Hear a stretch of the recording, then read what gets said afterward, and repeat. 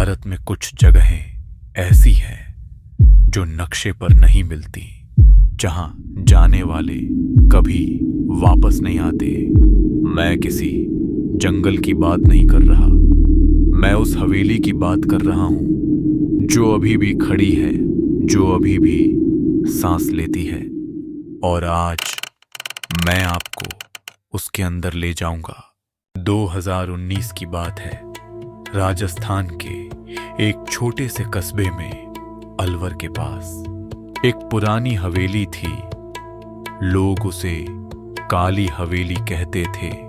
सालों से बंद, सालों से वीरान, लेकिन रात को उसकी खिड़कियों में रोशनी दिखती थी।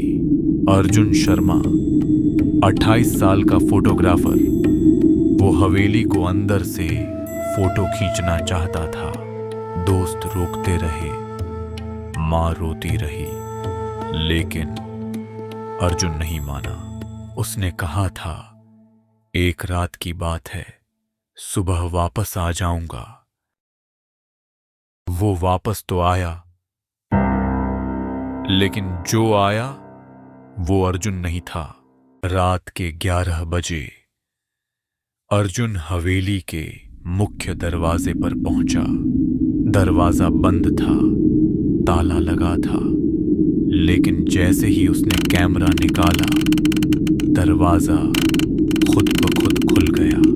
अंदर दाखिल होते ही एक अजीब सी खुशबू आई, कुछ जला हुआ सा, कुछ पुराना।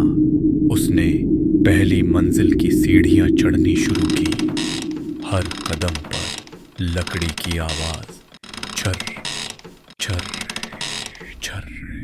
तभी उसे ऊपर से आवाज आई, किसी बच्चे के रोने की। घर में कोई नहीं था। सीढ़ियों के ऊपर एक दरवाजा था, काला, पुराना। उस पर लाल रंग से लिखा था, मत आना। अर्जुन ने एक गलती की, वो ऊपर गया।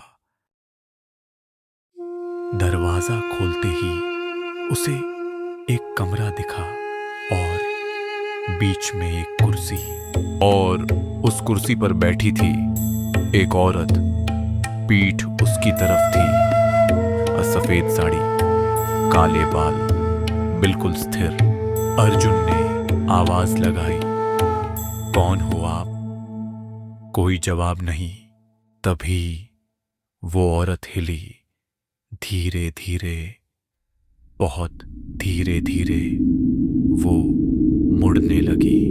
और जैसे ही उसका चेहरा अर्जुन की तरफ आया, अर्जुन की चीख पूरी हवेली में गूंज गई। अर्जुन भागा, सीढ़ियां उतरी, दरवाजे की तरफ दौड़ा, लेकिन दरवाजा फिर बंद हो गया था। तभी उसके कंधे पर किसी का हाथ पड़ा, ठंडा, बर्फ जैसा। वो औरत उसके पीछे खड़ी थी और इस बार वो मुस्कुरा रही थी, बिना चेहरे के मुस्कुरा रही थी। सुबह 4 बजे अर्जुन हवेली के बाहर मिला, बेहोश, जमीन पर। गांव वाले उसे अस्पताल ले गए। 3 दिन बाद जब अर्जुन होश में आया, उसने सिर्फ एक कागज मांगा और उस पर लिखा, वो अभी भी मेरे पास है। रात को जब मैं सोता हूं, वो मेरे बिस्तर के पास खड़ी होती है, बिना चेहरे के। और वो काली हवेली, कल रात किसी ने उसकी खिड़की में फिर रोशनी देखी।